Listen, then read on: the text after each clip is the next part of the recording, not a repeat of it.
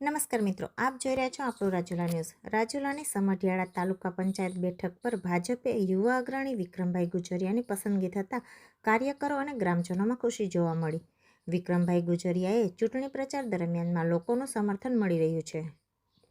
સ્થાનિક સ્વરાજ્યની આગામી ચૂંટણીઓને લઈ રાજકીય માહોલ ગરમાયો છે. ત્યારે ચાંચ જિલ્લા પંચાયત હેઠળ આવતી સમઢિયાળા એક તાલુકા પંચાયત બેઠક પરથી ભારતીય જનતા પાર્ટીએ સેવાભાવી યુવા અગ્રણી વિક્રમભાઈ ગુજરિયાને મેદાનમાં ઉતાર્યા છે. વિક્રમભાઈના નામની જાહેરાત થતાની સાથે જ સમઢિયાળા એક ગ્રામજનો અને સમર્થકોમાં ખુશીની લહેર જોવા મળી હતી.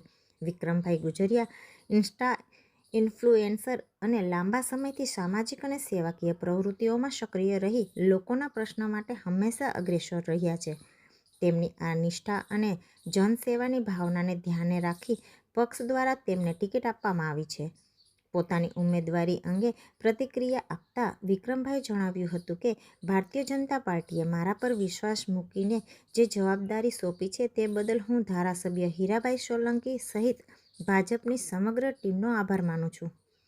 આ બેઠક પર ભવ્ય વિજયનો વિશ્વાસ વ્યક્ત કરતા મતદારોને કમળના નિશાન પર મત આપી વિજય બનાવવા અપીલ કરી હતી. સમઢિયાળા એક અને આસપાસના વિસ્તારોમાં ભાજપનો મજબૂત દબદબો છે. હાલ ગામમાં પ્રવેશતાની સાથે જ ભાજપના પતાકા અને ઝંડાઓથી સમગ્ર વાતાવરણ કેસરીયું બન્યું છે, જે વિક્રમભાઈની લોકપ્રિયતા અને જીત તરફ નિર્દેશ કરી રહ્યું છે. અને વિક્રમભાઈ ગુજરિયાએ તેમના વિસ્તારમાં પ્રચાર શરૂ કરી દેવામાં આવ્યો છે. આ પ્રચાર દરમિયાન તેમને સમર્થન મળી રહ્યું છે.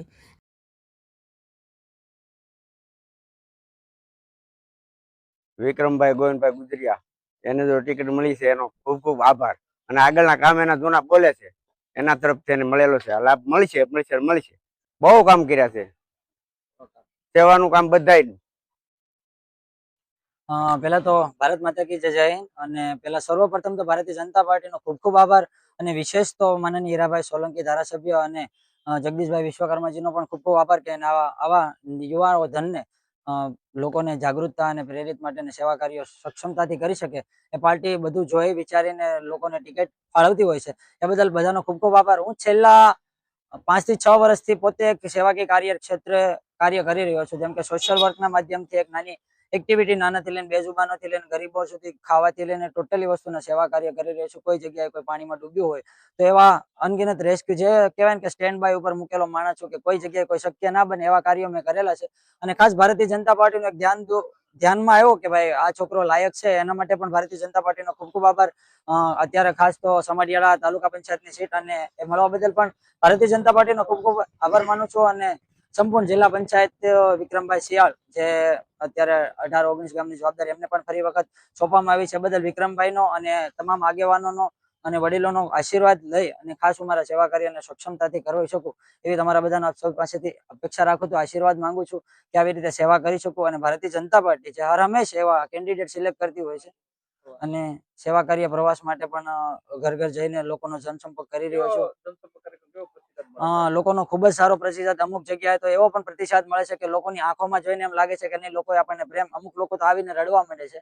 એમને બહુ ખુશી થઈ છે કે સેવાકીય માધ્યમથી એક નાના એવા ગરીબ પરિવારમાંથી આવનારા છોકરાને એક અવસર આપ્યો છે જિલ્લા પંચાયતની સીટ, જેમને તમને અત્યારે ખબર છે કે ભારતીય જનતા પાર્ટીની અંદર એક ટિકિટ મળવી પણ બહુ મુશ્કેલ છે. ખાસ તો પરિવાર તો બધા લોકોનો ખૂબ ખૂબ આભાર. ભારતીય જનતા પાર્ટીના તમામ હોદ્દેદારો અને આગેવાનોનો ખૂબ ખૂબ આભાર.